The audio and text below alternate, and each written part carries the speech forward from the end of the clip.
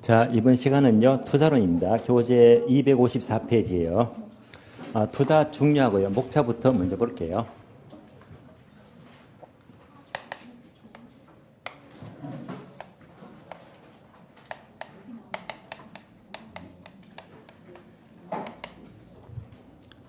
자, 투자는 적게 나와도 5문제가 나와요. 조금 많으면 7문제 가능하고요. 참고로 작년 시험은 8문제까지 나왔습니다. 많이 나왔어요. 여기서 유의할 점은 투자하게 되면 계산 문제 신경 쓰세요. 계산 문제가 가장 많이 나옵니다. 보통 계산 문제는요, 2문제에서 3문제를 예상하시되 가능한 3문제가 좋아요. 3문제가 잘 나옵니다. 목차 볼게요. 첫 번째, 투자의 의의부터 보셔야 됩니다. 두 번째는요, 투자의 양면성이 있죠. 투자의 위험과 수익입니다.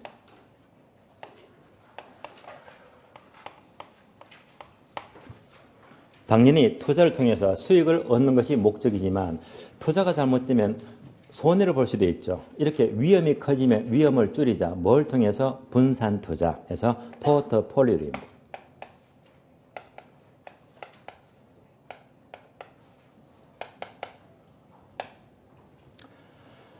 네 번째는요, 화폐의 시간적 가치를 아셔야 됩니다.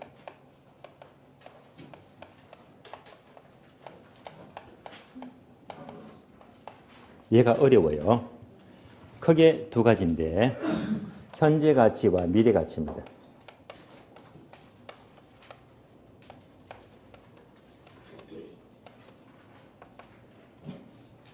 간단한 예를 들자면 만약 어떤 사람이 5억 주고요, 상가를 샀습니다. 상가. 자, 상가를 산 목적이 뭘까요? 자, 상가를 샀으니까 바로 현재 가치가 5억입니다. 상가를 사는 목적은요, 매월 임대료, 월세 받아야지. 이때 임대료가요, 장래 계속 발생합니다. 현재 가치가 5억이죠. 임대료는 장래 계속 발생하나 미래 가치가 돼요. 이럴 때 상가는요, 현재 가치가 커야 됩니까? 미래 가치가 커야 됩니까? 미래 가치가 클 때 투자를 한다는 말입니다. 항상 현재 가치와 미래 가치의 관계를 알아야 됩니다. 다만 3번이 있죠. 포트폴리오, 제가 지난 과정 1월달, 2월달에요. 자, 체계적, 비체계적 위험, 상관계수, 최적의 포트폴리오 세 가지를 빠짐없이 설명을 드렸거든요. 그러면서 분명히 지난 과정에서 화폐의 시장가치는요, 별도로 3월달, 4월달에 설명을 드린다고 했습니다. 얘가 훨씬 더 어렵고 또 중요하기도 합니다. 그래서 이걸 같이 설명하게 되면요, 진도를 막 대충 빨리 해야 되거든요. 그러면 이를 못 따라와요. 그래서 지난 과정은 포트폴리오 상시해 봤고요. 이번 과정은요, 얘는 지난 과정 보기 때문에 참고하시고요. 별도로 이제 얘는 지난 과정 참고하시되 바로 화폐 시장 가치를 빠짐없이 상시 설명해 드릴 겁니다. 이거 어려워요. 다섯 번째요. 구체적인 부동산 투자 분석 기법입니다. 사실 얘가 최고 어렵고 출제가 최고로 많이 되고 있습니다. 자, 최고 어려운 이유가요, 얘는요, 공식이 되게 많거든요. 분자, 분모 공식이 거의 20개 가까이 됩니다. 이걸 전부 다 달달달 암기해야 됩니다. 그래서 괜히 부담이 돼요. 부담은 되지만은요, 충분히 잘 따라오시면요, 정리가 크게 문제가 안 될 거예요. 보통 6문제가 나온다면 최근 시험은요, 거의 여기서 늘 3문제는 무조건 나왔습니다. 3문제. 나머지 한 문제 보시면 돼요. 보통 6문제 안팎의 문제가 나오고 있습니다. 자, 먼저 의의부터 보겠는데요. 여러분들이 투자라는 목적이 뭘까요? 왜 투자를 하죠? 돈 벌려고요. 더 고상한 말로 부자가 되려고, 부자. 예.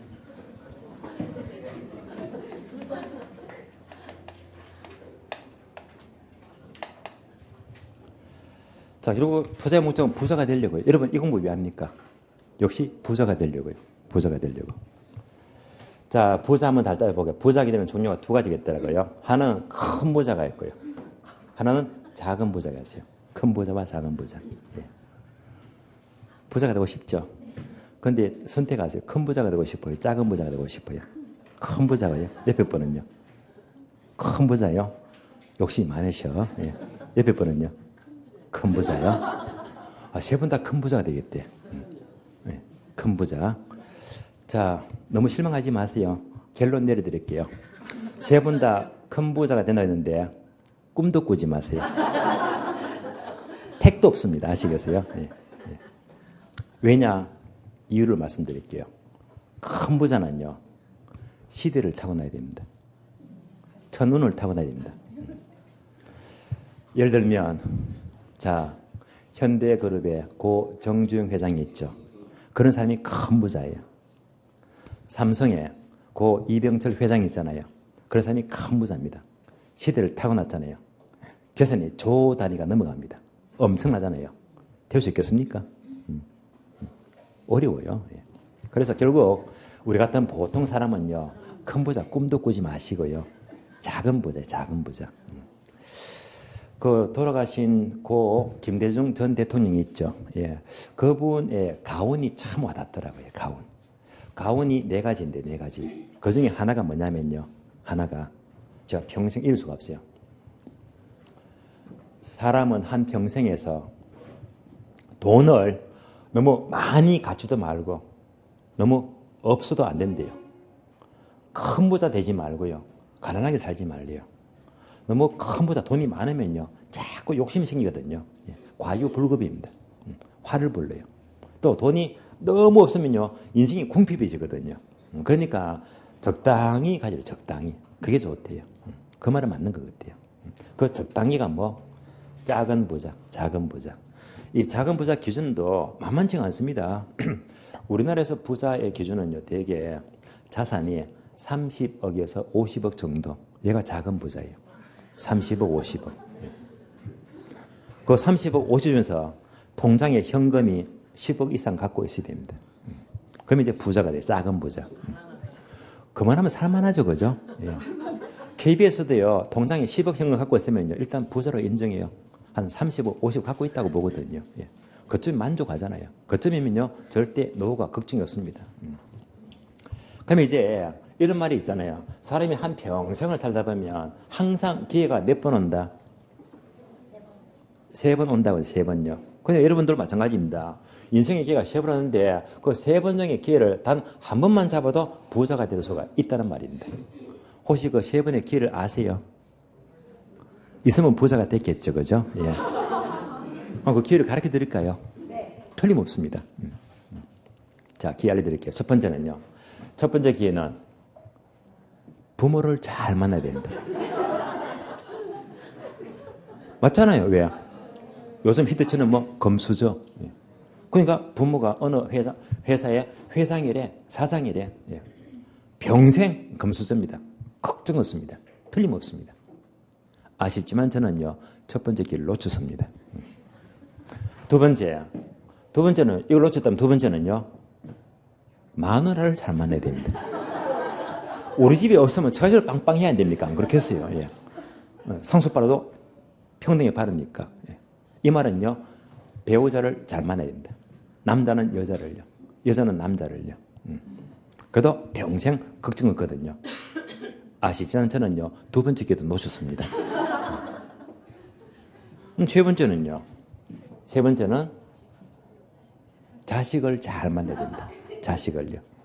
예. 예를 들면 김연아 있죠. 자식 하나 잘 키우니까 올림픽 금메달 땄잖아요. 광고 많이 나왔죠.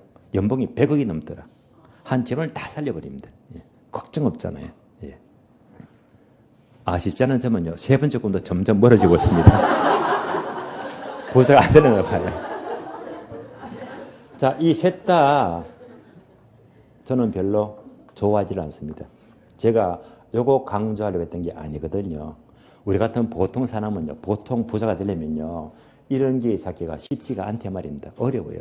또 부럽지가 않습니다. 그래서 대부분 보통 사람들은요.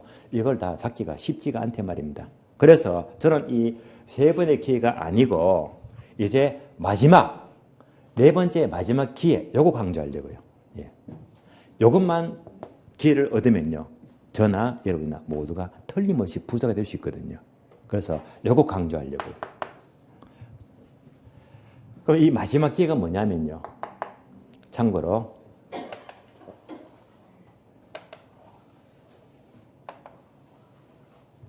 단어가 넉자입니다. 넉자요. 넉자니까 어떤 분이 어제는요. 로또 복권 하시더라고요. 택도 없는 소리고요. 예. 그래서 일단 힌트를 드릴게요. 몇 자를 알려드릴게요.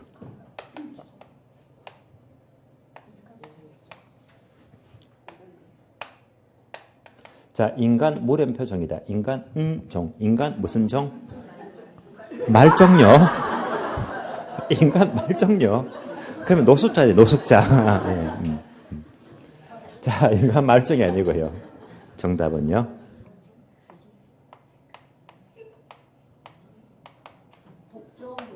인간 독종입니다. 예. 독종요. 한 번뿐이 인생 독하게 살아야 됩니다. 독종을 좀 가지고요. 예. 독종이 돼야 됩니다.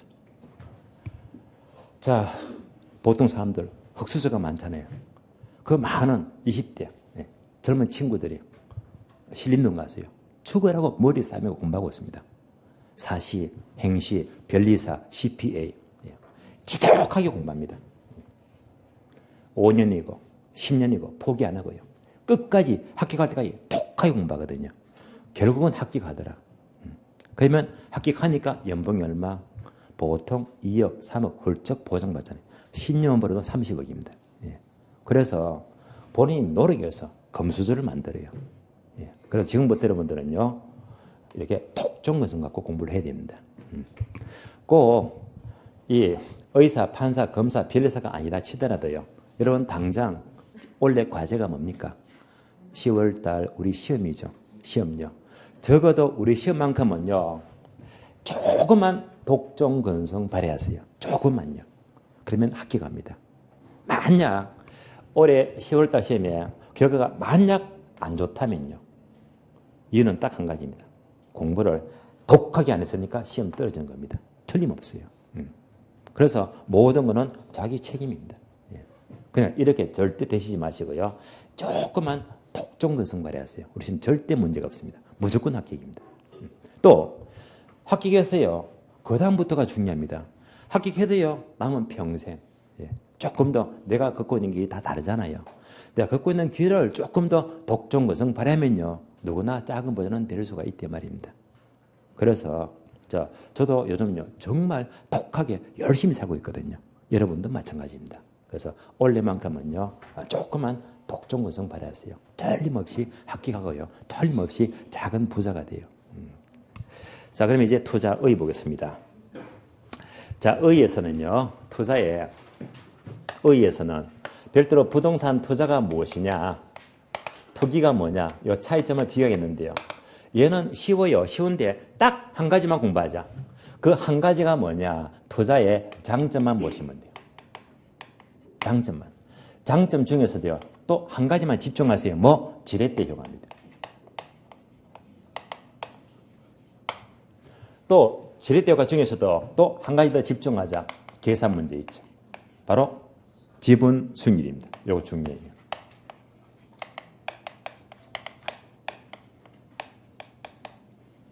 다 필요 없고요. 결국 지렛대 효과하고 지분 수익률 얘만 하시면 공부 잘하는 겁니다. 나머지 다 버리시면 돼요. 일단 여기서는요. 투자와 투기의 차이점을 본다면요. 자, 각각 단계만 비교할까요? 먼저 투자의 3단계 순서를 본다면 먼저 필요하니까 땅을 사죠. 취득 단계. 다음에 운영 단계예요. 여기서 운영 단계는 바로 사용과 수익을 말합니다. 그리고 처분합니다. 따라서 투자를 하게 되면 사용, 수익, 처분이 모두 가능합니다. 반면에 투기는요. 취득하죠. 운영 단계가 없습니다. 바로 싸게 사서 비싸게 파는 것이 목적이니까 처분이 목적입니다. 이 차이가 아주 커요. 그러면요. 운영 단계를 통해서 얻을 수 있는 이득은 소득 이득입니다.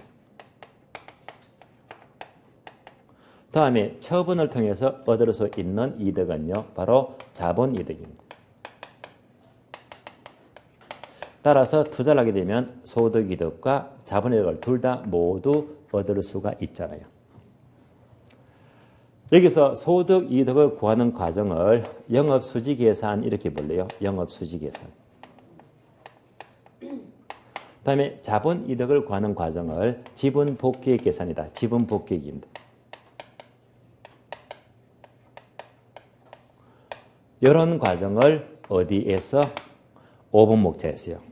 상세히 봐야 됩니다. 여기까지가 투자와 투기 차이점인데 운용 단계가 있다 없다 차이점이다. 여기까지가 우리 교재 괄호 1번입니다. 괄호 2번요. 투자의 장점. 장점은요. 오른쪽 페이지 보시면 목차가 4개 나와요. 자, 목차 4가지만 밑줄하시면 돼요. 투자를 하게 되면 1번 지렛대 효과를 얻는다. 2번요. 구매력 보호기능, 즉 인플레이션 보호기능입니다. 3번요. 소득이득과 자본이득을 향유할 수가 있고요. 4번째, 자, 세금 면에서 혜택이 많죠. 절세 효과입니다. 이 중에서 1번이 있죠. 지렛대 효과는 중요하다고 했으니까 이 지렛대 효과가 바로 위에 박스에 있죠. 큰 박스요. 이것을 지금부터 봅니다. 자, 그럼 이제 의 파트에서는 항상 뭐하고 지렛대 효과하고요. 지분실 요 2가지만 집중하시면 돼요. 요 2가지가 왜 중요한지는요. 다시 표지에 붙인 기출표 확인합니다. 기출표. 기출표는요. 뒷페이지 보시면 뒷페이지. 뒷페이지에 이제 투자로 나옵니다. 폈습니까? 2번째 줄 보시면 까만 세모 지렛대 효과 있죠? 몇 번 나왔습니까? 4번요. 이론 문제가 12, 14, 20, 27. 다음에 전화기 있죠? 지분 수익률 계산 문제 몇 번 나왔다? 5번요. 13, 15, 추가 시험 18, 25. 결론 합치니까 몇 번 나왔지? 9번요. 많이 나온 겁니다. 결론 이론 문제가 중요해요. 계산 문제가 중요해요. 계산 문제가요. 더 많이 나왔잖아요. 계산 문제 절대 놓치시면 안 돼요. 자, 출제 빈도 확인했으니까요. 교재 봅니다. 자, 먼저 제목이 지렛대 효과입니다. 그러면 지렛대 효과는요.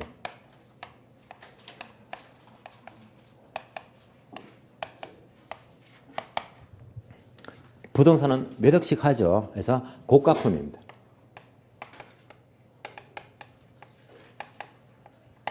몇 억씩 하기 때문에 은행에 금융부채가 필요합니다. 다른 말로 차입금이죠. 이 차입금을 활용해서 자, 수익을 많이 올리자, 즉 산출의 효과를 말합니다. 자, 이러한 대표적인 예가 어디서 많이 볼 수가 있죠? 경매요. 자, 경매에서 싸게 낙찰을 받습니다. 낙찰 받으면요. 자, 얼마까지 용자 가능하죠? 80% 용자 가능합니다. 내 돈은요. 20%만 있으면 돼요. 이 말은요. 2억 갖고 10억짜리를 잡을 수가 있대 말입니다. 그럼 이제 80% 용자 받게 되면요. 이때 연이자 5% 잡을게요. 이렇게 5% 용자 받아서 자, 물건 분석을 잘 해서 수익을요, 8% 올렸다. 이거 어려운 거 아니거든요. 8% 올렸다. 은행 이자 갚아주고도 내가 그냥 3% 더 먹었잖아요. 이게 굉장히 큰 겁니다. 아시겠어요? 그래서 전형적인 지렛대는요, 경매에서 많이 볼 수가 있다는 말입니다. 자, 여기서 지렛대 종류가 3가지인데요. 3가지. 첫 번째가 정의 지렛대. 두 번째가 부배 지렛대. 세 번째가 중립적 지렛대. 이를 다른 말로 영의 지렛대. 이렇게 불러요. 3가지인데요. 여기까지 교재 확인합니다. 교재 볼게요. 1번 의의부터 볼까요? 동그라미 1번 보시면 자, 밑줄입니다. 차입금에 따른 산출의 효과 밑줄. 2번 넘어가요. 오른쪽 페이지. 지렛대 효과는 또 밑줄입니다. 차입금을 이용하여 자기 자본 수익률 괄호 지분 수익률 높이는데 그 목적이 있다. 무엇을 높인다? 지분 수익률. 얘가 중요하죠. 계산 문제. 따라서 박스. 계산 문제 지분 수익률 이꼴 분자 분모 공식 있잖아요. 여기다가 별표하시고 몇 번 나왔다? 5번 나왔다. 계산 문제가 중요합니다. 자, 계산 문제는요. 좀 이따가 문제 풀어드릴 거고요. 2번 종류 내려가요. 종류 보시면 동그라미 1번, 2번, 3번 3개 묶어주고요. 1번 정의 지렛대, 2번 부의 지렛대, 3번 중립적 지렛대가 납니다. 각각 단어가 3개씩 나요. 단어 볼까요? 먼저 정의 지렛대는 지분 승률이 있죠.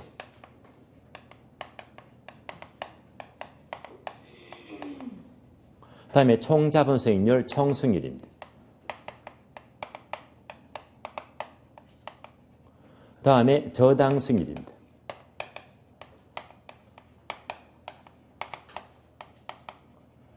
자, 이 관계에서 지분수익률이 가장 높은 경우, 높을 때 가장 크게 수익을 낸 경우입니다.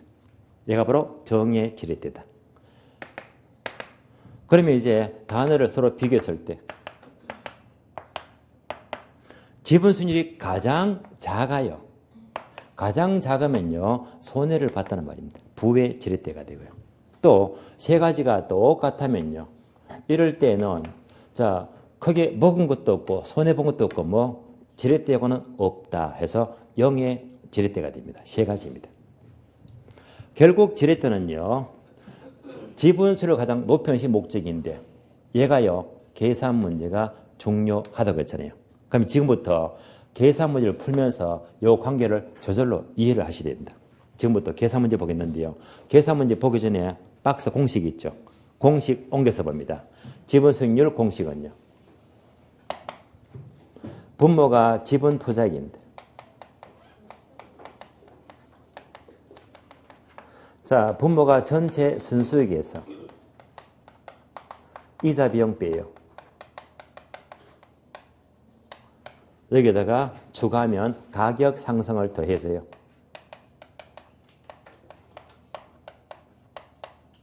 여기까지입니다. 여기다가 숫자 4개만 넣어주면 무조건 답이 나와요.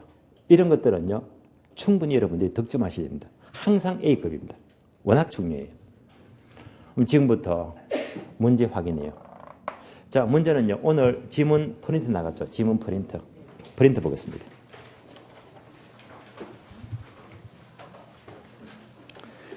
프린터 문제 10번 볼게요. 10번. 13회 때 기출문제예요. 10번요. 자기 자본 내 돈이 300억입니다. 연 7%로 은행에서 타인 자본을 700억 조달하여 오피스 빌딩을 매입하였다. 여기까지 분석하면요. 자, 내 돈 얼마? 300억. 은행에서 얼마 빌렸죠? 700억. 합치니까 총 몇 억? 1000억입니다. 자, 1000억 빌딩을 매입했어요. 이 중에서 내 돈 지분이 300억입니다. 은행에 빌렸죠? 저당이 700억입니다. 이자가 몇 프로예요? 7%. 그럼 77이 49, 이자가 49억입니다. 이렇게 분석하시고요. 자, 이어서 이 경우에 연간 순영업 소득을 100억 올렸다면 지분 수익률은 얼마가 되느냐? 자, 그러면 빌딩이 1000억인데요. 얘가 1년 동안에 순영업 소득입니다. 순영업 소득이 얼마라고 했죠? 100억. 여기까지 문제 끝이에요. 그러면 1000억 빌딩이 1년 동안에 수익이 100억이면요. 수익률 몇 프로입니까? 수익률 10%죠. 10%. 따라서 이렇게 수익을 내면요. 1년 동안에 총 수익률이 몇 프로? 10%다. 총 수익률 10%입니다. 나왔죠? 총 수익률 10%입니다.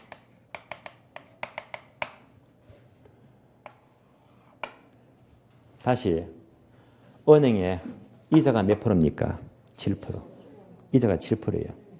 그래서 대출 이자, 저당 이자가 7%입니다. 얼마 빌렸습니까? 700억 빌렸죠. 그럼 잘 보세요.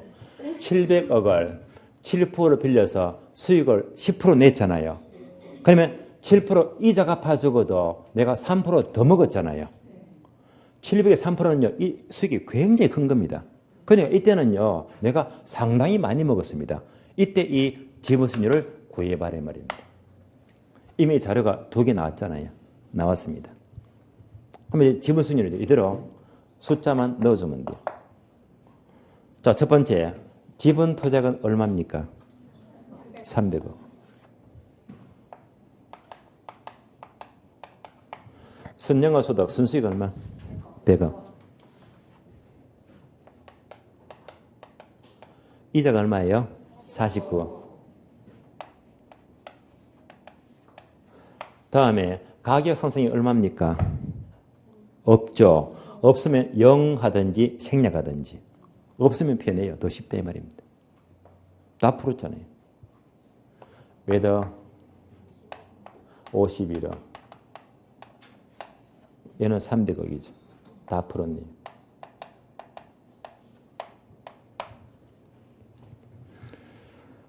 몇 프로입니까? 17%예요. 정답 지분 수익률 17%입니다. 17%. 그러면 지분 수익률이 17% 나왔어요.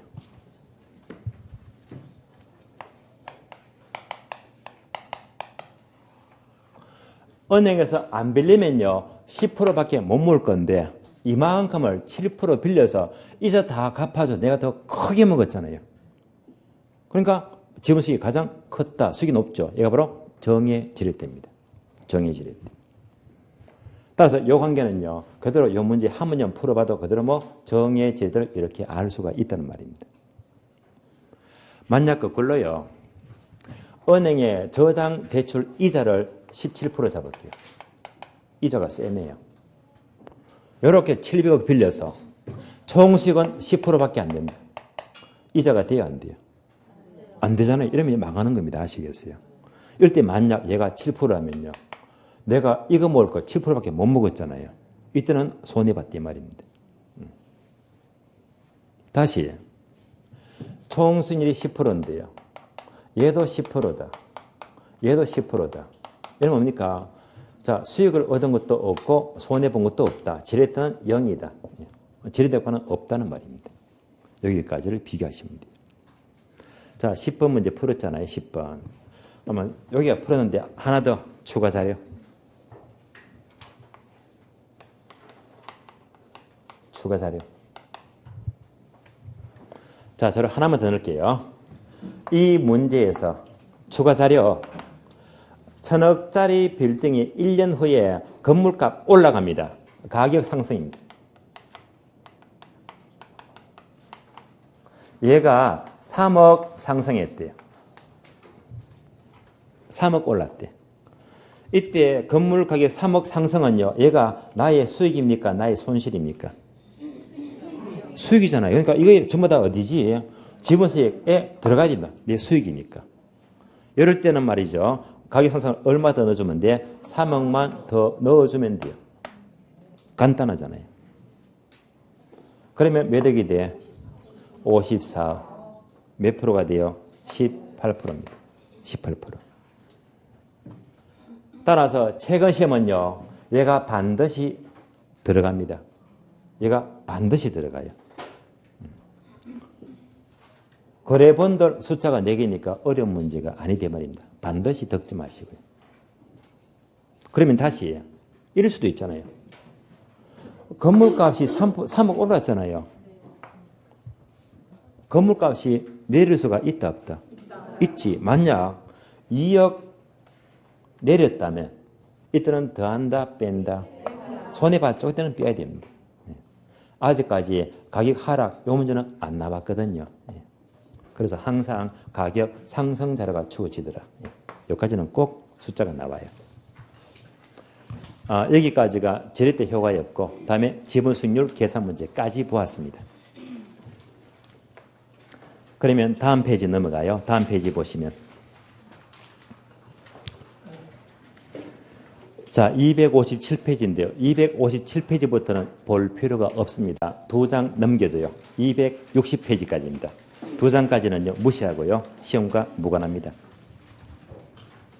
바로 261페이지 볼게요. 투자의 위험과 수익입니다. 투자의 위험과 수익은 되게 중요해요. 자, 중요한데 왜 어떻게 중요한지 또 분석해야 됩니다. 이걸 분석하려면 여러분이 또 표지에 붙인 기출표 보면서 문제 형태를 확인합니다. 기출표 보겠습니다. 자, 기출표 보시면요. 세 번째 줄 보시면 투자의 위험 찾습니까? 많이 나왔죠. 몇 번? 11번요. 엄청납니다. 10, 11, 14, 15, 17, 18, 19, 21, 23, 27, 28 11번 나왔고요. 다음에 투자의 위험과 수익이 있죠. 요걸 걸어서 한꺼번에 묻는 문제가 또 7번 나왔지. 7회, 10일, 추가시험, 20, 21, 25, 26.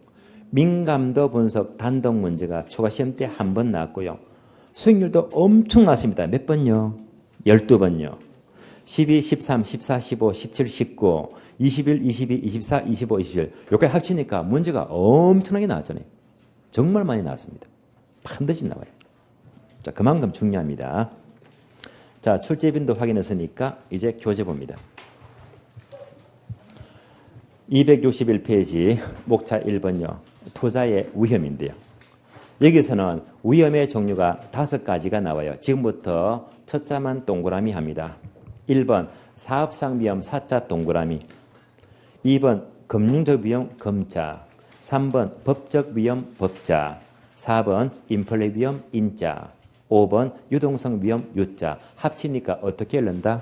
사금법인유, 사금법인유, 사금법인유. 그래서 무슨 법인? 사금법인유 5가지입니다. 하나씩 볼게요. 먼저 1번요. 사업상 위험입니다. 사업상 위험은 다시 종류가 3가지예요. 3가지 첫 자만 동그라미. 1번 시장 위험 시자, 2번 운영 위험 운자, 3번 위치적 위험 위자. 합치니까 어떻게 읽는다? 시운위. 빨리 가면 시운위. 문제가 쉽니 안 쉽니? 시운위 안 시운위 하죠. 시운위가 돼요. 하나씩 봅니다. 먼저 시장 위험은요. 첫 줄 끝에 보시면 시장 상황 밑줄. 요즘요. 시장 상황이 좋아요? 안 좋아요? 안 좋죠. 정부가 너무 규제잖아요. 시장이 부담이 되죠. 시장 위험이 크다는 말입니다. 자, 이런 시장 위험은요. 누구나 피할 수가 있는 겁니까? 피할 수가 없는 겁니까? 피할 수가 없어요. 피할 수가 없으면 체계적 위험이다. 비체계적 위험이다. 체계적 위험입니다. 따라서 시장 위험은 누구나 피할 수가 없는 체계적 위험만 가리킵니다. 체계적 위험입니다. 2번요. 운영 위험은요. 단어 3개 밑줄 아세요. 사무실 관리, 근로자 파업, 영업비 변동 이런 것들이 운영상 위험입니다. 이런 운영 위험은요. 피할 수가 있는 겁니까? 없는 겁니까? 피할 수 있죠. 운영을 잘하면 피할 수 있는 거잖아요. 피할 수 있으면 체계적이다, 비체계적이다? 비체계적이죠. 그래서 운영 위험은 피할 수 있는 비체계적 위험을 가리킵니다. 3번요. 위치적 위험은요. 위치 고정성 밑줄. 예컨대 어떤 사람이 빌라를 지었습니다. 빌라를 지어서 분양을 하려니까 빌라가 안 팔려요. 안 팔리면 망하는 겁니다. 왜 안 팔리는가 따져봤더니 아주 나쁜 위치에다 지었기 때문에 안 팔리더라. 얘가 바로 위치적 위험입니다. 얘는요. 피할 수 있는 겁니까? 없는 겁니까? 피할 수? 이거는요. 나쁜 위치는 내가 안 사면 돼. 당연하잖아요. 예. 그러니까 나쁜 위치는요. 본인이 피해 나가면 돼요. 얼마든지 피할 수가 있단 말입니다. 따라서 이것도 뭐 피할 수 있는 비체계적 위험입니다. 까지 연결하시고요. 그럼 2번 내려가요. 금융적 위험은 5번째 줄 밑줄입니다. 은행에서 부채가 많을수록 원리금을 갚을 수 없는 채무 불이행 가능성은 더욱더 높아집니다. 원리금 갚을 수 없는 채무 불이행 동그라미, 채무 불이행 위험, 이것이 바로 금융적 위험입니다. 한 줄 내려가세요. 끝에 보시면 반면에 밑줄 하세요.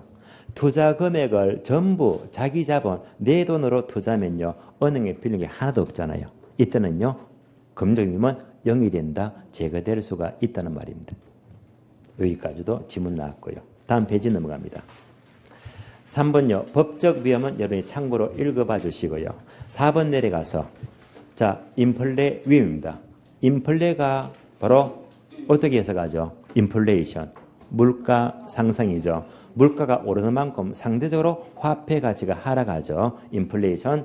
자, 물가 상승, 화폐 가치 하락이니까 첫 줄. 인플레가 발생하게 되면 은행, 대출자들은 화폐 가치가 하락합니다. 그것만큼 손해봐요. 이렇게 화폐 가치가 하락하는 위험을 인플레 위험이라고 합니다. 이 같은 인플레 위험을 피하기 위해서 밑줄입니다. 대출자들은 고정이자율로 대출하지 않고 변동이자율로 대출하기를 선호한다. 밑줄. 변동이자 동그라미. 변동이자는요. 인플레만큼 금리를 변동 올리는 걸 말해요. 따라서 은행은 인플레 위험을 피하기 위해서 변동금리를 선호합니다. 괄호 5번요. 유동성 위험은요. 첫 줄 밑줄 하시면 돼요. 투자 부동산을 현금으로 전하는 과정에서 발생하는 시장 가치의 손실 가능성에 따른 위험 밑줄. 짧게 말하면요. 유동성 위험은요. 현금화가 쉬워요? 어려워요? 어렵잖아요. 현금화 시간에 오래 걸리면 유동성 위험입니다. 그럼 빨리 현금화하면요. 급하게 파니까 급매가격. 손해보고 팔아야 됩니다. 얘가 바로 유동성 위험입니다. 자, 이상 5가지 있죠. 사금, 법, 인유 5가지 위험을 확인하시고요. 다음에 목차 2번요. 투자의 수익률. 오른쪽 페이지 보시면 크게 3가지죠. 기대 수익률, 요구 수익률, 실현 수익률 3가지입니다. 이 3가지는요. 출제가 굉장히 많이 되었어요. 12번 나왔었잖아요. 지금부터 수익률 3가지를 정리합니다.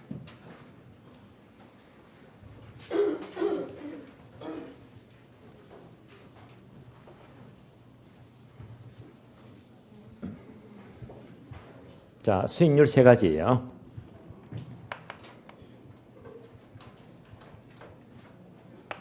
첫 번째 기대 수익률.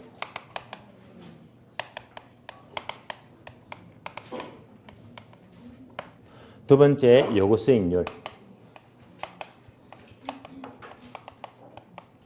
세 번째가 실현 수익률입니다.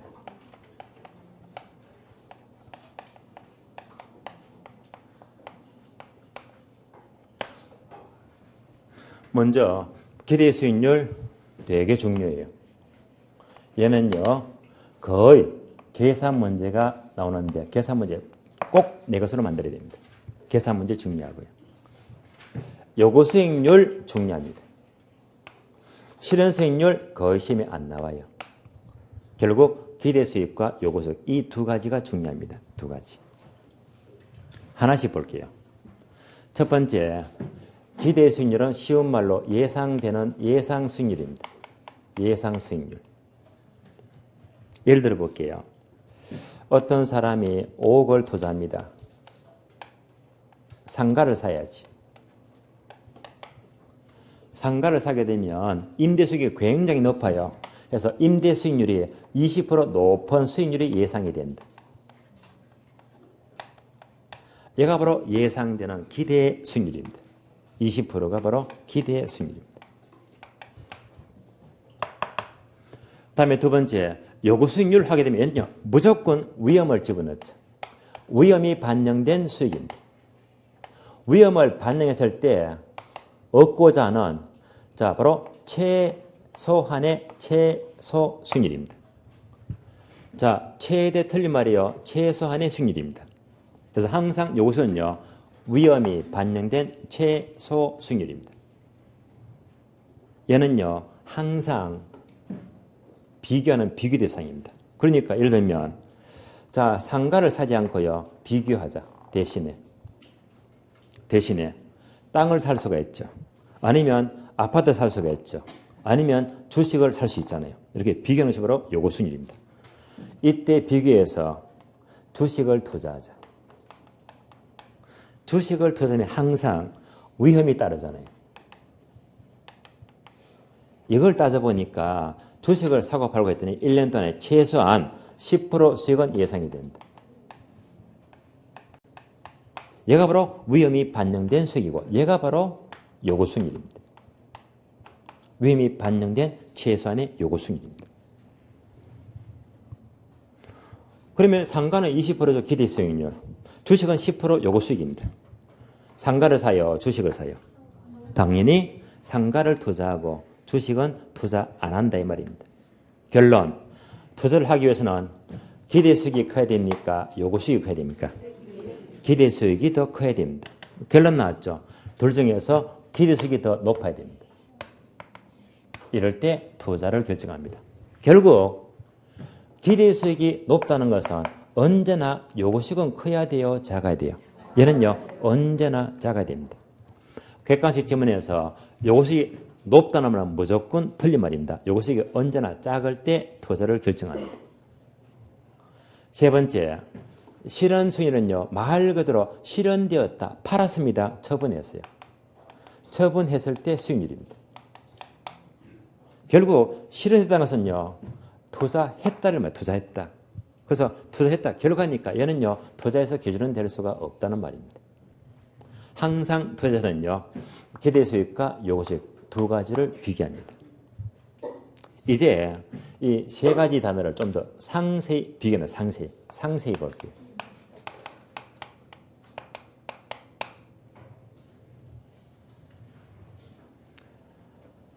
자, 첫 번째. 사전수익률입니다. 사전수익률. 자, 사전적 수익률이 나왔고요. 다음에 사후적, 사후 수익률입니다. 이 두 가지를 비교하죠.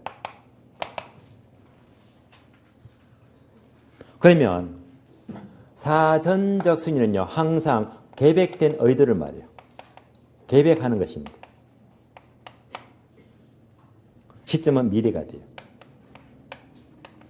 계획된 수익률이 되고 정반대로 사후 수익률은 이미 실현되었습니다. 이미 실현되었으니까 얘는요. 과거형이다.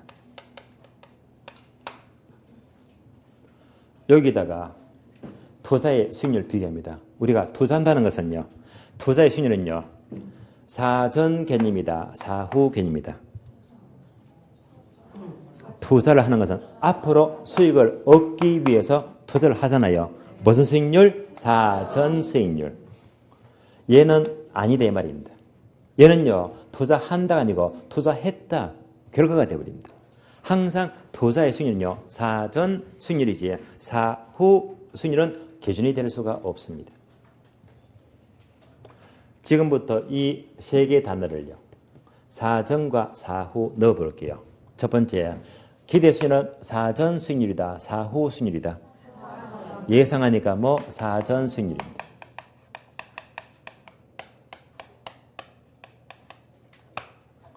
두 번째, 요구 수익률은요. 사전입니까? 사후입니까? 사전이죠. 위험을 감안했을 때 얻고자 하는 최소한 수익률이니까 이것도 사전 수익률입니다. 세 번째, 실현 수익률은요. 사전이다. 사후다. 사후 수익률. 실현되었잖아요. 투자에서 얘는요. 사후는 기준이 될 수가 없다고 하니까 얘는요. 자동 아웃, 캔슬 시키고요. 결국 기대 수익과 요구 수익은요. 둘 다 공통점은 둘 다 사전 둘 다 같은 점입니다. 여기까지는 같이 움직입니다. 다음이 달라지죠. 다음 단계는요. 쉬었다가 다음 시간에 이어서 계속 볼게요. 쉬겠습니다.